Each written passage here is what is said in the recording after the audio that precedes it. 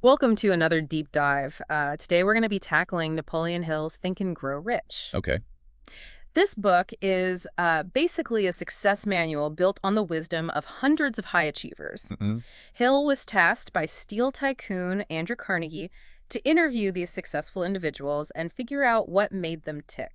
Are you ready to uncover some of these secrets to success? Absolutely. It's interesting because Hill wasn't just collecting stories. Right. He was searching for the underlying principles, the common threads that weave through the lives of these successful people. Yeah. And what's really cool is he laid it all out in a way that's almost like a recipe for success, Yeah. something you can actually use. Okay, so let's break down this recipe. Okay. The first ingredient is burning desire. Hmm. Hill says this intense, unwavering desire is absolutely crucial to achieving anything. Yeah. It's not just wishing or hoping. Right. It's that can't eat, can't sleep, this has to happen kind of fire. He brings this to life with the story of Edwin Barnes, who was dead set on working with Thomas Edison. Barnes showed up on Edison's doorstep with nothing but this burning desire. He even told Edison, "I've come to go into business with you," not even asking for a job. Whoa, that's bold. So what can we learn from Barnes? I mean, most of us aren't trying to partner with a genius inventor. You're right, but Barnes' story is about so much more than persistence. Okay. Think about it. He had a crystal clear vision, working with Edison. Yeah. Then he made that desire the center of his universe. Mm. And finally, he committed to action with no safety net burning his ships, so to speak. Wow. There's a powerful lesson here about clarity of vision, intensity of desire, and unwavering commitment. Those are some powerful takeaways. Yeah. It makes you think about how you approach your own goals.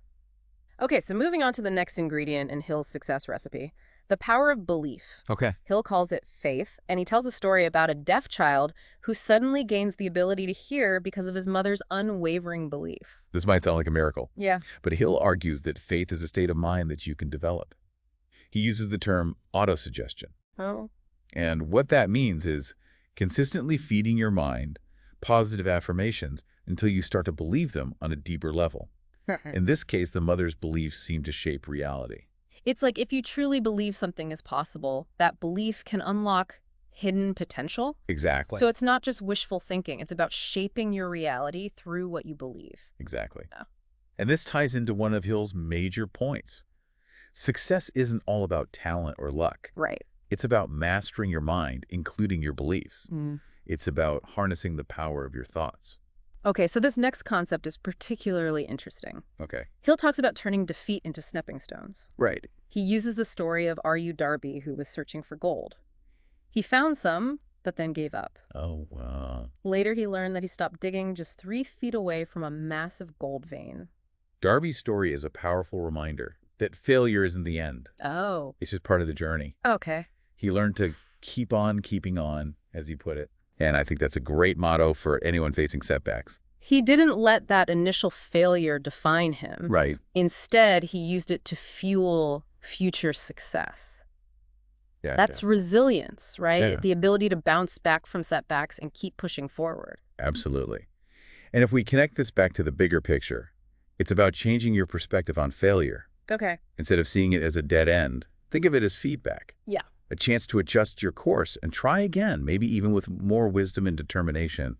What stands out to you about this idea? I think it's a powerful reminder that setbacks are inevitable, but they don't have to derail us. Okay. Okay, let's dive into the mastermind. Okay. This concept seems to be about the power of surrounding yourself with brilliant minds to challenge and inspire you. Hill illustrates this beautifully with the example of Henry Ford, who was close friends with innovative thinkers like Thomas Edison. Ford surrounded himself with these brilliant minds and was able to achieve things that others thought were impossible.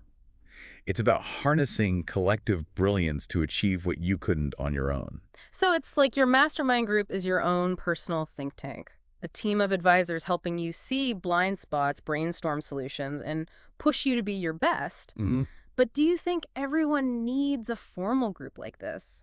Could we maybe cultivate these principles in our daily lives too? That's a great question. Hill was writing in a different time. Yeah. And while a formal group can be powerful, We can definitely apply the mastermind principle in everyday life. Okay. Think about the people you surround yourself with. Mm. Your friends, colleagues, mentors. Mm. Are they inspiring you, challenging you to grow, and offering different perspectives? That, in essence, is the spirit of the mastermind. It's about being intentional about the company you keep and seeking out individuals who can help you expand your thinking and reach your full potential. Okay, now for a topic that needs a little careful handling. Transmutation of sex energy. Hill gets a little abstract here, but what he seems to be getting at is channeling this powerful force into creative and productive endeavors. Exactly. It's important to remember Hill was writing in a different era. Right. But there's a valuable takeaway here for a modern audience. Okay. He's essentially saying, we all have these powerful drives and passions. Mhm. The key is not letting them control us, but consciously directing them towards our goals. So you're... Think of an athlete channeling their aggression into a winning performance. Oh. That's transmutation in action. It's about recognizing that energy, those powerful emotions, and using them to fuel your ambition and your creativity. Exactly. So you're not denying or suppressing them, you're transforming them into something that can help you achieve your dreams. How can we apply this in our lives? It's about becoming aware of your strongest emotions, the ones that really drive you. Okay. And then finding ways to channel them constructively. Yeah. Are you passionate about a cause? Do you have a burning desire to create something? Yeah. Tap into those emotions and use them to fuel your actions. Right. That's a great way to look at it. All right, let's shift gears to overcoming fear. Okay. Hill identifies 6 basic fears: poverty, criticism, ill health, loss of love, old age, and death. Wow, that's quite a list. He dives deep into each one, but the core message is that fear is a major roadblock to success. That's right.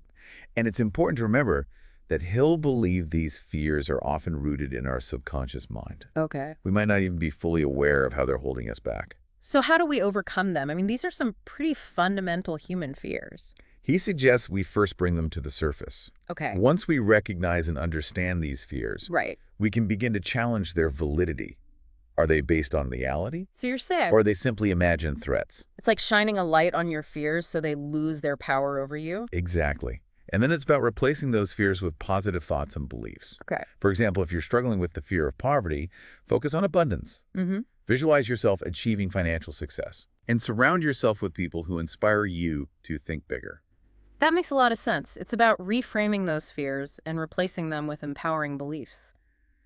All right, this last concept is really intriguing. The 6th sense. Creative imagination. Oh, yes. What exactly is the 6th sense? Hill believed this is the key to unlocking your true potential.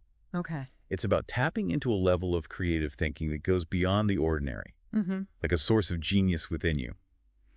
He uses the example of Dr. Elmer Gates, Okay. an inventor who would literally sit for ideas, What?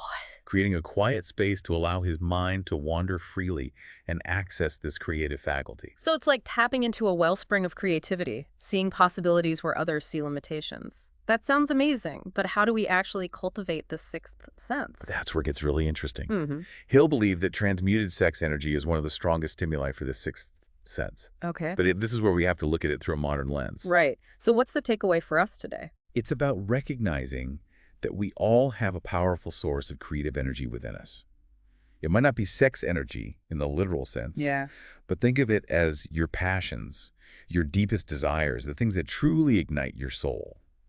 When you tap into that energy, that's when the magic happens. It's like channeling that intense energy into creative pursuits, fueling your imagination and inspiring new ideas. Yeah. It's almost like mixing up a magical concoction for success. That's a great way to put it. It's about mixing the right ingredients: desire, belief, and that raw creative energy that lies within you.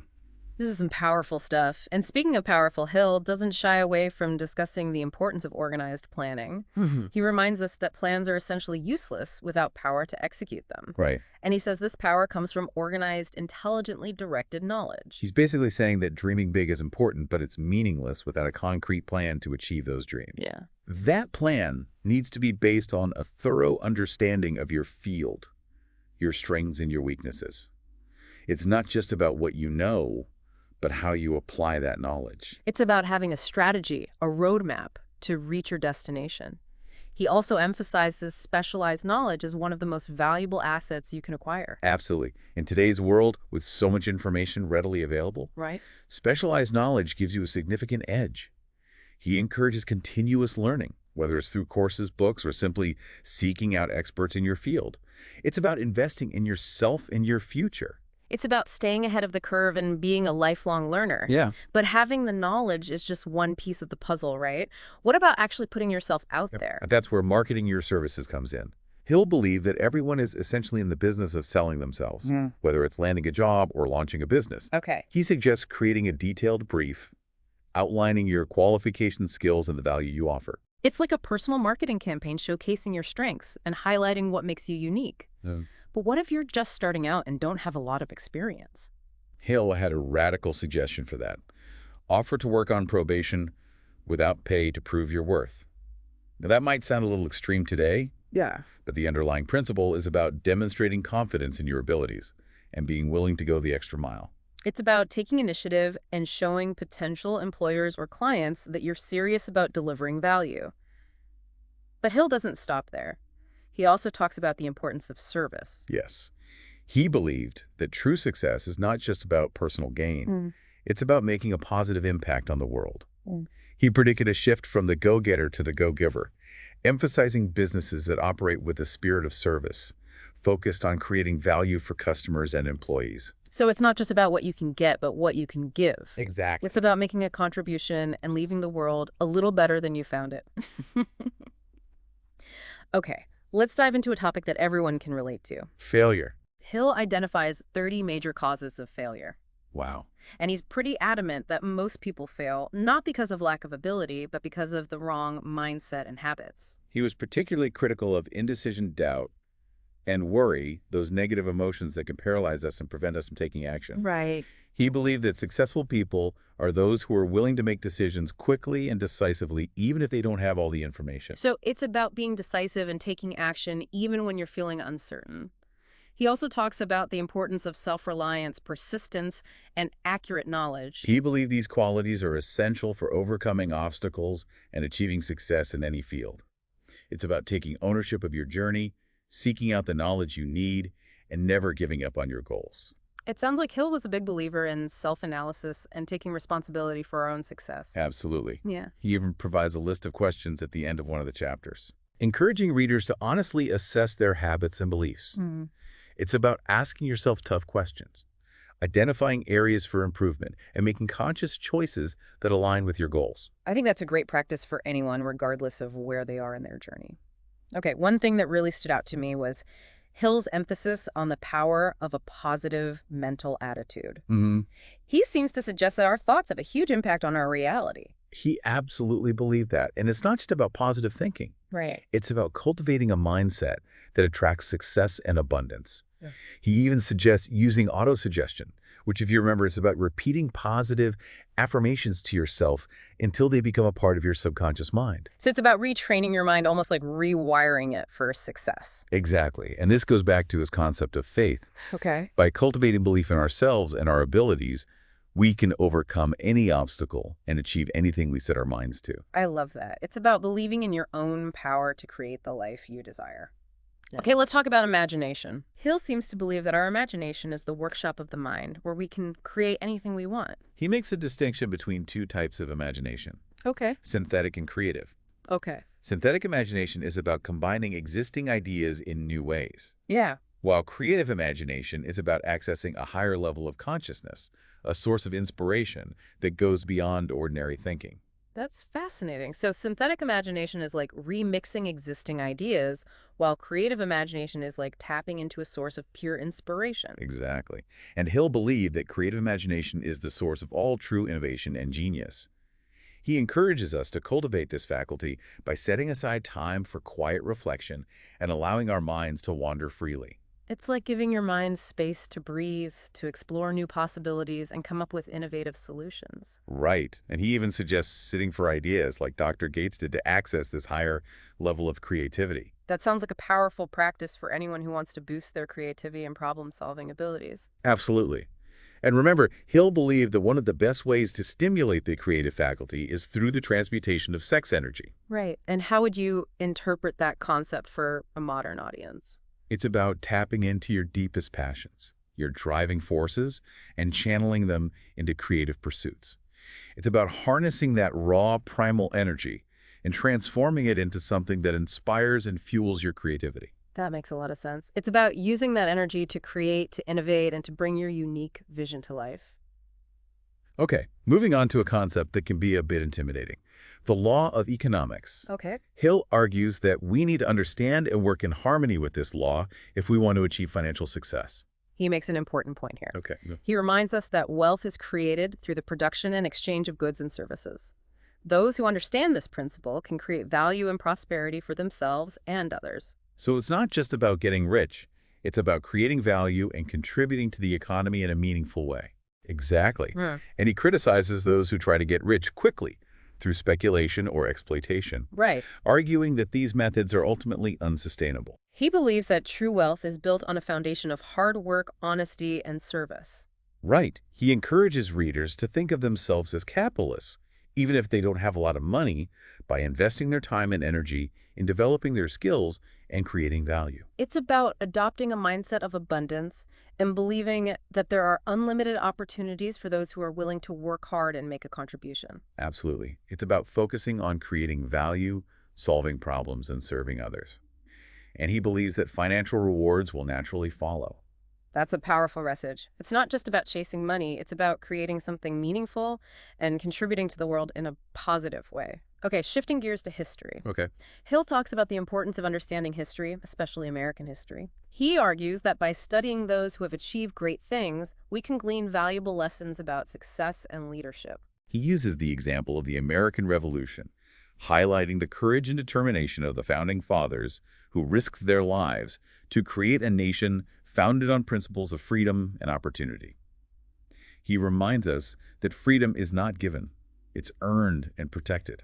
So it's about learning from the past, drawing inspiration from those who came before us, and recognizing that achieving great things often requires courage and sacrifice. Exactly. And he suggests that the same spirit of courage and determination is needed to achieve success in any field. It's about having a vision, believing in yourself, and being willing to fight for what you believe in. Absolutely. And he reminds us that setbacks and challenges are inevitable, but with persistence and determination, we can overcome them and achieve our goals. That's a great reminder. He also emphasizes the importance of making decisions promptly and definitely arguing that indecision is a form of fear that can paralyze us and prevent us from taking action. He believed that successful people are those who are willing to make decisions quickly and decisively, even if they don't have all the information. So it's about being decisive and trusting your gut. Exactly. And he suggests that we can train ourselves to make decisions by practicing making small decisions quickly and decisively, building up our confidence over time. That's a great tip. It's like building a decision-making muscle. Exactly. And he believed that the more decisive we become, the more opportunities we create for ourselves. Okay, one more concept before we wrap up this part of our deep dive. Okay. Hill talks a lot about persistence, arguing that it's the essential quality that separates those who succeed from those who fail. He uses the example of James J. Hill, who faced numerous setbacks while building his railroad empire, but never gave up on his vision. He believed that persistence is not just about working hard. Yeah. It's about having an unshakable belief in your goals and the willingness to keep going even when things get tough. So it's about grit, determination, and that unwavering belief in your ability to achieve your dreams. Exactly. And he suggests that we can cultivate persistence by breaking down large goals into smaller, more manageable steps and celebrating our successes along the way. That's a great tip. Breaking down big goals can definitely make them feel less overwhelming, and celebrating small wins helps to stay motivated. Absolutely. It's about acknowledging our progress, appreciating how far we've come, and keeping our spirits high. All right, this has been a jam-packed deep dive into the first part of Hill's Think and Grow Rich. We've uncovered so many powerful principles and strategies for success. What are some of the key takeaways that stand out to you? Well, I think one of the most important takeaways is that success is not just about luck or talent, but about cultivating the right mindset, developing empowering habits, and taking consistent action towards our goals. Absolutely, and it's about believing in ourselves, overcoming our fears, and never giving up on our dreams. Exactly. Hill reminds us that we all have the potential to achieve great things if we're willing to put in the work and never give up on our vision. It's inspiring, right? And a little challenging, but in a good way. Absolutely. And we've only just scratched the surface. There's Uh, so much more to explore in Think and Grow Rich. We'll be back in part 2 to dive even deeper into Hill's philosophy, uncovering more powerful insights and strategies for success. So stay tuned. Sounds great. Yeah. Welcome back. I'm excited to continue exploring the wisdom of Think and Grow Rich with you. Me too. Last time we covered a lot of ground, from burning desire to the mastermind principle. Right. It's amazing how relevant Hill's ideas still are today. Absolutely. And in this part, I'd like to delve into some of the more nuanced and perhaps less obvious concepts that Hill explores. Sounds good. Let's jump right in. Hill talks a lot about controlling our minds and how our thoughts have a powerful impact on our reality. He seems to believe we can actually shape our destiny through our thoughts. He was a firm believer in that. He argued that our minds are like magnets attracting into our lives the things that we focus our attention on. Yeah. If we focus on positive thoughts, we attract positive experiences. Mm. But if we focus on negative thoughts, we're more likely to attract negative experiences. It's like a self-fulfilling prophecy. That's the law of attraction, right? I've heard about it, but honestly, it sometimes feels a little too good to be true. I understand your skepticism. It can sound a bit mystical, but there's actually a growing body of scientific evidence that supports the power of positive thinking and visualization. Really? Think about athletes, for example. Yeah. They've been using visualization techniques for decades to improve their performance. So it's not just about wishful thinking, there's actually some science behind it. Exactly. Studies have shown that visualization can be just as effective as physical practice in certain situations. And research has also shown that people who cultivate a positive outlook on life tend to be healthier, happier, and even more successful. That's incredible. So if I want to change my life for the better, I should start by changing my thoughts. That's a great place to start. Hill would definitely agree with that. Cultivate a positive mental attitude, focus on your goals, and believe in your ability to achieve them. That's the foundation. Okay, so I'm working on my mindset, thinking positive thoughts, visualizing success. What's next? Action. Yeah. Hill was a big believer in taking action. Okay. It's not enough to just think positive thoughts or visualize your desired outcomes. Mm-hmm. You have to take concrete steps towards your goals, even if they're just small steps. He believed that action creates momentum, and the more action we take, the closer we get to achieving our dreams. I get it. Thinking is great, but without action, it's just daydreaming. Yep. Okay, so let's talk about something a little less abstract. Subconscious mind. What's Hill's take on that? Hill believed that the subconscious mind is a powerful force that can either help us or hinder us, depending on how we use it. Okay. He compares it to a garden. Okay. Our thoughts are like seeds.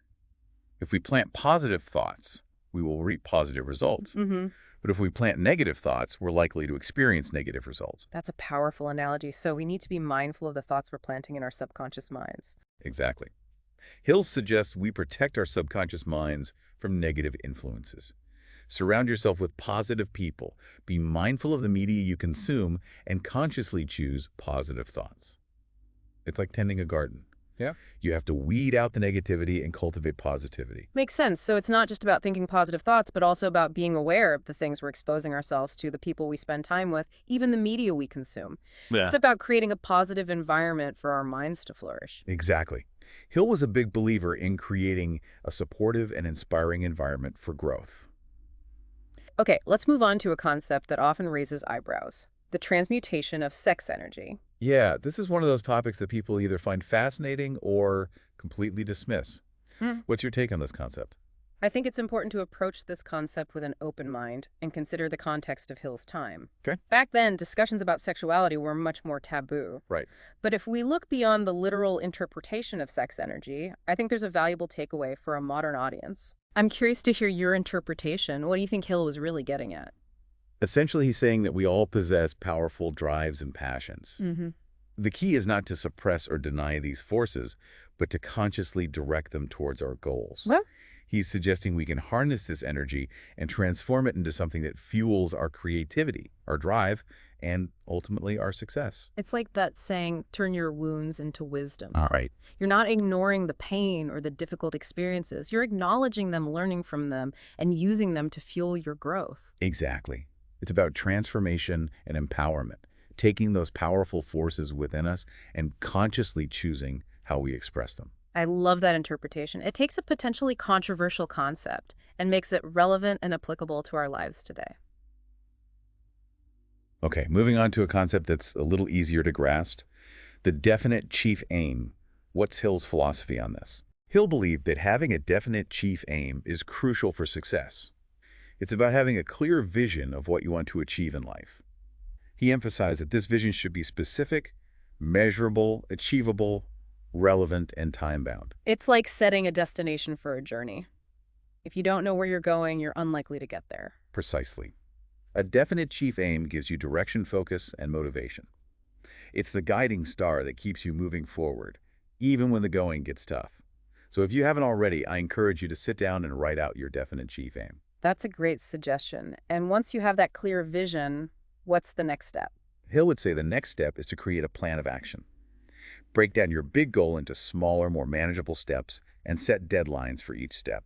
This makes the journey feel less daunting and helps you stay on track. It's like creating a roadmap with milestones along the way. Exactly. And don't forget about taking action every single day, even if it's just a small step. It's about building momentum, creating a sense of progress, and proving to yourself that you're serious about achieving your goal. Consistency is key, right? Small actions consistently applied over time can lead to massive results. Absolutely. And speaking of support and collaboration, Hill also emphasized the importance of developing a mastermind group. The mastermind, we touched on that briefly last time. Yeah. What exactly is a mastermind group, and why did Hill think it was so important? He defines a mastermind group as, quote, a coordination of knowledge and effort in a spirit of harmony between two or more people for the attainment of a definite purpose. Okay. It's essentially a group of like-minded individuals who come together to support each other's goals and dreams. It sounds like having your own personal board of advisors, a team of cheerleaders who are invested in your success. Exactly. And he believed that by surrounding yourself with people who inspire you, challenge you to grow, and offer different perspective, you can achieve far more than you ever could on your own. That makes sense. We can learn so much from others, especially when we're open to feedback and different viewpoints. But how do you go about creating a successful mastermind group? Hill provided some specific guidelines. He suggests choosing members who share your values, who are committed to growth and development, and who are willing to contribute their time and energy to the group. It's about finding people who are on a similar journey, who are passionate about growth and success, and who are willing to support each other along the way. Exactly. And it's also crucial to have a clear purpose for the group, establish ground rules for communication and accountability, and meet regularly to discuss progress, challenges, and ideas. Structure and commitment are important, just like with any other goal. So a mastermind is not just about getting together for coffee and chatting. It's about intentional collaboration and support towards a shared vision. Precisely. Now let's shift gears and talk about a concept that's fundamental to Hill's philosophy, the power of the subconscious mind. We talked about that a bit earlier, but I'm always fascinated to learn more about the subconscious mind. It's like this hidden world within us that influences our thoughts, feelings, and behaviors. Hill believed that our subconscious mind is a powerful force that can either work for us or against us. He compared it to a garden where our thoughts are like seeds. We talked about that analogy earlier, but I'm eager to hear more about how we can use our subconscious minds to our advantage. Hill believed that we can influence our subconscious minds through repetition, visualization, and emotion. He suggested using techniques like autosuggestion, which involves repeating positive affirmations to ourselves until they become a part of our subconscious belief system. It's like rewiring our brains for success, right? Exactly. He also emphasized the importance of visualization, which involves creating a clear mental picture of our desired outcomes and feeling the emotions as if we've already achieved them. It's almost like creating a movie in our minds where we're the stars and the ending is exactly what we want it to be. That's a great way to put it. And Hill believed that by consistently feeding our subconscious minds with positive thoughts, images, and emotions, we can create a reality that is aligned with our deepest desires. It's about creating that internal shift, first believing it on a subconscious level, and then allowing those beliefs to manifest in our external reality. Exactly. The Hill believed that the subconscious mind is incredibly powerful, but it also needs to be nurtured and protected from negative influences. It goes back to that garden analogy, weeding out the negativity and cultivating positivity. Absolutely. Mm. Okay, let's move on to a concept that can be a bit challenging to grasp, the law of attraction. I've heard a lot about the law of attraction, but honestly, I'm still not entirely sure what it means or how it works. It's a principle that suggests likes. In other words, we attract into our lives the things that we focus our thoughts and energy on. If we focus on positive thoughts, we're likely to attract positive experiences.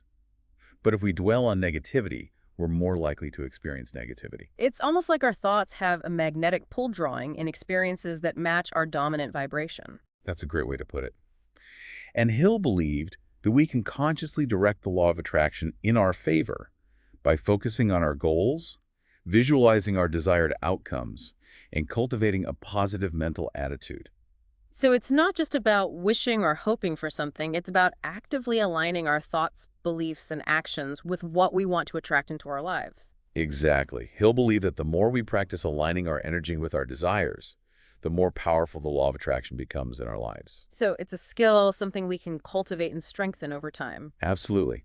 Now, I know that applying some of these principles can feel overwhelming. Right. It requires self-discipline effort and a willingness to change. It's easy to get caught up in the excitement of new ideas and then lose steam when it comes to actually putting them into practice. That's very true. But Hill believed that the rewards are well worth the effort. Okay. He argued that by mastering these principles, we can achieve anything we set our minds to and create a life of abundance, happiness, and fulfillment. It's inspiring, isn't it? It's a reminder that we have the power within us to create the lives we want, Right. but it's also a call to action. Yes. We have to be willing to do the work to make the changes and to keep moving forward even when things get tough. Absolutely. Mhm. And Hill reminds us that success is not just about material wealth. It's about living a life of purpose, meaning, and contribution. It's about making a difference in the world and leaving a positive legacy. That's a beautiful definition of success. It's not just about what we achieve for ourselves, but also about how we impact the world around us. Exactly. And Hill believed that by focusing on service and contribution, we not only make the world a better place, but we also attract abundance and success into our own lives. It's like a virtuous cycle. Yeah. The more we give, the more we receive. Absolutely. And speaking of giving, Hill also emphasizes the importance of gratitude. Gratitude. That's one of my favorite topics. I've found that cultivating gratitude has a profound impact on my overall well-being. Hill believed that gratitude is one of the most powerful emotions we can cultivate.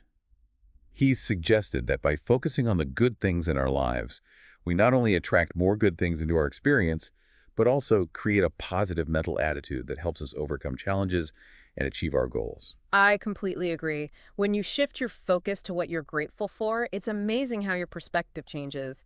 You start to see the good in everything, and opportunities seem to appear everywhere. Exactly. And Hill suggested some simple but effective practices for cultivating gratitude, like keeping a gratitude journal, expressing appreciation to others, and simply taking time each day to notice and appreciate the good things in our lives. Those are great suggestions. Okay, let's move on to another important concept that Hill emphasizes, personal initiative. Hill was a big believer in personal initiative. He believed that we need to be proactive, take ownership of our lives, and be willing to step outside our comfort zones to pursue our dreams. He encouraged people to be go-getters, not just go-alongers. Exactly.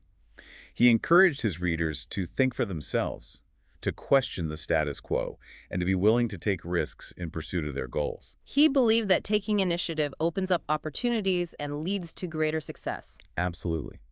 And he suggests we cultivate initiative by setting clear goals, developing a plan of action, and taking consistent action even when we feel afraid or uncertain. It's about taking that first step, even if it's a small one, and then another and another. Exactly. And Hill believed that the more initiative we take, the more opportunities we attract into our lives, and the more successful we become. That's a powerful reminder. Okay, let's shift gears and talk about imagination. I love that Hill dedicated an entire chapter to this. What's his take on the power of imagination? Hill believed that imagination is the key to innovation, creativity, and personal fulfillment. He saw it as a powerful tool that allows us to see possibilities where others see limitations, Yeah. and to create a reality that's aligned with our deepest desires. It's like our imagination is a playground for our minds, a space where we can explore new ideas and possibilities without limits. Exactly. He suggests we cultivate our imagination by engaging in activities that spark our creativity, like reading, writing, listening to music, or spending time in nature. It's about nurturing that childlike sense of wonder and allowing ourselves to dream big. Absolutely. He also encouraged daydreaming, visualizing our goals, and simply letting our minds wander freely, exploring new ideas and possibilities. It sounds like he believed that the more we use our imagination, the more creative and innovative we become, and the more fulfilling our lives will be. I think he was spot on with that. And speaking of fulfillment, Hill also talked a lot about the importance of enthusiasm. Enthusiasm, it's contagious, isn't it? Absolutely. Hill believed that enthusiasm is key to attracting success and happiness into our lives. He argued that it's contagious and that by cultivating a passion for our work and our lives, we inspire others and create a positive ripple effect. When you're around someone who's truly enthusiastic about something, it's hard not to get caught up in that energy. Exactly. Yeah. And Hill suggests we cultivate enthusiasm by focusing on our passions, setting inspiring goals, and surrounding ourselves with positive people and influences. So it's about finding what lights you up, setting goals that truly excite you, and surrounding yourself with people who support and inspire you. Absolutely. And Hill also encourages us to celebrate our successes, no matter how small, and to find joy in the journey rather than just focusing on the destination. That's a great reminder. Sometimes we get so caught up in striving for the next big thing that we forget to appreciate the journey and the progress we're making along the way. Exactly. Now, I know that we've covered a lot of ground in this deep dive, and some of these concepts might feel overwhelming. Yeah. Hill's work is not a magic formula. Right. It takes hard work, dedication, and a willingness to push ourselves outside our comfort zones. Mm. But if you're willing to put in the effort, his principles can help you achieve anything you set your mind to. It's a roadmap, a set of tools, and a philosophy that can guide us towards a life of abundance, happiness, and fulfillment. Absolutely. And remember, the journey is just as important as the destination. Enjoy the process, learn from your mistakes, and never give up on your dreams. I love that. Okay, let's shift gears and talk about something that can be a bit daunting. Overcoming Fear Hill dedicates a significant portion of his book to this topic. He does. He believed that fear is the greatest enemy of success and that it can hold us back from achieving our full potential. He identified 6 basic fears that tend to sabotage our efforts. Let's hear them. What are those 6 basic fears? They are fear of poverty, fear of criticism, fear of ill health, fear of loss of love, fear of old age, and fear of death. Those are some pretty fundamental human fears. It's no wonder they can hold us back. Exactly, and Hill provides specific strategies for overcoming each of these fears, emphasizing the importance of understanding the root of the fear and then taking action to neutralize its power. So it's about facing those fears head on, not trying to ignore or suppress them. Exactly. Yeah. For example, to overcome the fear of poverty, he suggests cultivating a mindset of abundance, visualizing yourself, achieving financial success, and surrounding yourself with people who inspire you to think bigger and bolder. It's about shifting your perspective from scarcity to abundance. And for the fear of criticism, what does he recommend? For fear of criticism, he suggests focusing on your own values and goals rather than seeking the approval of others. Okay. He reminds us that not everyone will understand or support our dreams, and that it's okay to go against the grain and forge our own path. That's a powerful reminder. It's about being true to yourself, even when it means facing criticism or disapproval from others. Absolutely. Hill believed that living in alignment with our values and pursuing our dreams authentically is essential for true happiness and fulfillment. Okay, let's talk about another important concept that Hill emphasizes: self-reliance. Hill was a big advocate for self-reliance. He believed that we need to be able to stand on our own 2 feet, make our own decisions, and take responsibility for our own lives. He believed that relying too heavily on others for approval, validation, or support can weaken our resolve and prevent us from achieving our full potential. Exactly. He encouraged people to develop their inner strength and resources and to trust in their own ability to navigate the challenges of life. It's about empowering ourselves to be the authors of our own lives. Absolutely. And along with self-reliance, Hill also stressed the importance of personal integrity. Integrity is so important. It's the foundation of trust and respect, both in our personal and professional lives. Hill couldn't agree more. He believed that we need to be honest, ethical, and trustworthy in all our dealings. And he argued that living with integrity is not just the right thing to do, it's also the smart thing to do. It's about aligning our actions with our values, being true to ourselves, and building a reputation based on honesty and trustworthiness. Exactly. And Hill believed that when we live with integrity, we not only gain the respect and trust of others, but also create a sense of inner peace and satisfaction. It's about living in alignment with our highest principles. Okay, let's talk about one more concept before we wrap up this part of our deep dive: purpose. Hill believed that having a strong sense of purpose is essential for a fulfilling life. He saw it as the driving force behind all great achievements. It's about knowing why you're here, what your unique contribution to the world is, and what legacy you want to leave behind. Exactly. And he believed that we all have a unique purpose to fulfill in life, and that by discovering and living in alignment with that purpose, we can experience a deep sense of satisfaction and joy. But finding your purpose can be a lifelong journey, right? It's not always clear-cut or obvious. That's true. Hill suggests that we could discover our purpose by reflecting on our values, our passions, and the things that give us a sense of fulfillment. He encourages us to ask ourselves, what am I passionate about? What makes me feel alive and excited? What kind of impact do I want to make on the world? Those are powerful questions. And once we have a clear sense of our purpose, what's next? Hill would say the next step is to take action. He argued that it's not enough to simply know our purpose. We have to live it, breathe it, and express it through our actions. So it's about aligning our daily lives with our purpose-making choices that support our vision and taking consistent action towards our goals. Absolutely. Hill believed that living a purposeful life is the key to true happiness and fulfillment. Okay, this has been another insightful exploration of Hill's philosophy. I'm always amazed at how much wisdom and practical advice is packed into this book. Me too. And we've only scratched the surface. There's so much more to explore in Think and Grow Rich. We'll be back in part 3 to delve into even more of Hill's powerful principles and strategies for success. Stay tuned. There's much more to come. Welcome back to our deep dive into Napoleon Hill's Think and Grow Rich. We've covered a lot of ground from burning desire to the power of the subconscious mind, but there's still so much more to uncover. Absolutely. Hill's work is packed with so much wisdom and practical advice that it's almost like a bottomless well of insights. Well, let's keep drawing from that. In the last part, we discussed the importance of purpose and initiative. Now let's shift our focus to self-belief. Hill seemed to believe this is fundamental to achieving great things. What are your thoughts? Hill was adamant that a strong sense of self-belief is the bedrock of all achievement. He argued that we need to believe in ourselves and our abilities even when others doubt us. It's about having that unwavering faith in your own potential, that inner knowing that you can achieve anything you set your mind to. Exactly. And he believed that this self-belief isn't about arrogance or ego. It's about recognizing our own strengths and having the courage to pursue our dreams regardless of what others might say. It's about trusting your gut even when it whispers a different tune than the chorus around you. But how do you cultivate that kind of unshakable self-belief? It's easier said than done, right? You're absolutely right. It's a process, not a switch you can flip. Hill suggests focusing on past successes no matter how small. Those little wins are proof that you have what it takes. He also emphasizes celebrating those accomplishments, letting them fuel your confidence. So it's about acknowledging and honoring your wins, letting them build that inner reservoir of self-assurance. But what about those inevitable setbacks and mistakes? How do those fit into the equation? Hill believed we should embrace those too, not as failures, but as learning opportunities. Every stumble, every misstep is a chance to refine our approach to gain wisdom and to become even stronger.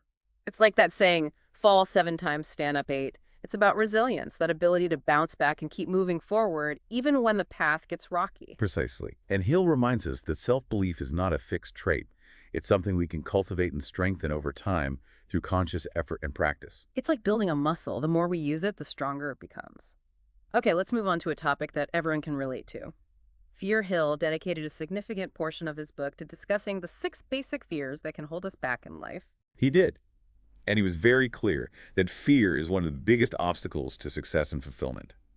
He believed those fears are often rooted in our subconscious mind, operating below the level of conscious awareness. It's like they're lurking in the shadows, subtly sabotaging our efforts without us even realizing it. That's a great way to put it. Hill's advice is to shine a light on those fears, bring them to the surface, and then challenge their validity. It's about confronting those fears head-on, not trying to ignore or suppress them. But how do you actually do that? He suggests starting by acknowledging the fears, naming them, and then asking yourself if they're based on reality or simply imagined threats. It's about questioning the stories we tell ourselves about what might happen. It's like holding those fears up to the light of reason and seeing if they can withstand scrutiny. Exactly. And once you've examined those fears, the next step is to replace them with more positive and empowering thoughts and beliefs. So, for example, if you're struggling with the fear of poverty, Hill suggests focusing on abundance, visualizing yourself, achieving financial success, and surrounding yourself with people who inspire you to think bigger and bolder. That's right. And to overcome the fear of criticism, he suggests focusing on your own values and goals, rather than seeking the approval of others. He reminds us that not everyone will understand or support our dreams, and that it's okay to go against the grain and forge our own path. It's about being true to yourself even when it means facing criticism or disapproval from others. Absolutely. He'll believe that living in alignment with our values and pursuing our dreams authentically is essential for true happiness and fulfillment. Okay, let's shift gears and talk about a concept that's closely tied to overcoming fear: self-reliance. Self-reliance, that's such an empowering concept. It's about taking ownership of your life and trusting in your ability to navigate the challenges that come your way. Hill was a strong advocate for self-reliance.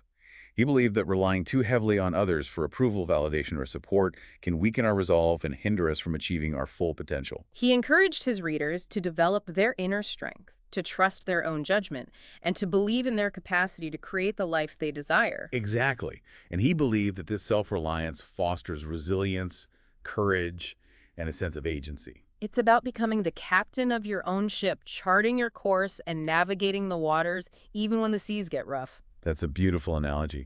And speaking of navigating life with integrity, Hill also emphasized the importance of personal integrity. Integrity, it's the cornerstone of character, the foundation upon which trust and respect are built. Hill believed that integrity is crucial, both in our personal and professional lives.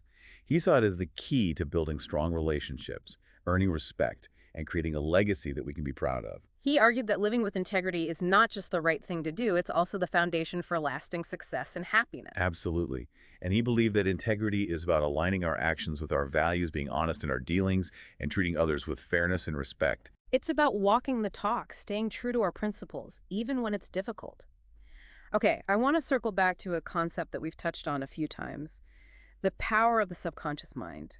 It's such a fascinating topic, and I think it's one of the most important takeaways from Hill's work. I agree. It's almost like this hidden operating system that's running in the background, influencing our thoughts, feelings, and behaviors. And Hill believed that by understanding and harnessing the power of the subconscious mind, we can achieve extraordinary things. He compared the subconscious mind to a fertile garden, suggesting that we need to be mindful of the seeds we're planting. If we plant positive thoughts, we'll reap positive results. But if we plant negative thoughts, we're likely to experience negative results. That's such a powerful analogy. And he offered practical techniques for reprogramming our subconscious minds, such as autosuggestion and visualization. He believed that by consistently feeding our minds with positive thoughts and images, we can create a reality that's aligned with our deepest desires. It's about shifting our beliefs on a subconscious level, replacing limiting beliefs with empowering ones. Exactly. Hill believed that the subconscious mind is incredibly powerful, but it also needs to be nurtured and protected from negative influences. He encouraged surrounding ourselves with positive people, choosing uplifting media, and consciously focusing on thoughts that support our goals and aspirations. It's about creating a positive and supportive environment for our minds to flourish. Okay, before we wrap up our deep dive into Think and Grow Rich, I want to touch on one more concept that Hill emphasizes: a strong work ethic. Hill was a strong believer in the power of hard work. He believed that dedication, persistence, and a willingness to put in the effort are essential for achieving any worthwhile goal. It's about rolling up your sleeves, getting your hands dirty, and putting in the time and effort required to bring your vision to life. Exactly. And he believed that hard work isn't about drudgery or sacrifice. It's about finding joy and fulfillment in the process of pursuing your passions and achieving your goals. It's about finding that sweet spot where passion meets purpose and work becomes an expression of who you are and what you believe in. That's a beautiful way to put it. Hill believed that a strong work ethic is not only essential for success, but also a key ingredient in living a meaningful and fulfilling life. Well, this has been an incredible journey through the wisdom of Napoleon Hill. We've explored so many powerful concepts and strategies for success. It's amazing how relevant his ideas still are today, almost a century after he first wrote them. I agree. Think and Grow Rich is a timeless classic for a reason. It offers a profound and practical roadmap for achieving success and fulfillment in life, regardless of your background, your circumstances, or your goals. It's a book that has the power to change your life if you're willing to let it. Absolutely. And Hill reminds us that success is not just about material wealth, it's about living a life of purpose, meaning, and contribution. It's about making a difference in the world, leaving a positive legacy, and experiencing the deep satisfaction that comes from living in alignment with our values and pursuing our dreams with passion and persistence. That's a beautiful way to sum it up. And on that note, I think we've reached the end of our deep dive. We have. But this isn't the end of your journey with Think and Grow Rich. I encourage you to revisit the book, explore the concepts that resonated most with you, and start putting Hill's principles into practice in your own life. Remember, the power to achieve your dreams lies within you. Hill simply provides the roadmap and the tools. It's up to you to take the journey. And on that empowering note, we'll wrap up this episode. Until next time, keep those minds sharp, those hearts open, and those dreams alive.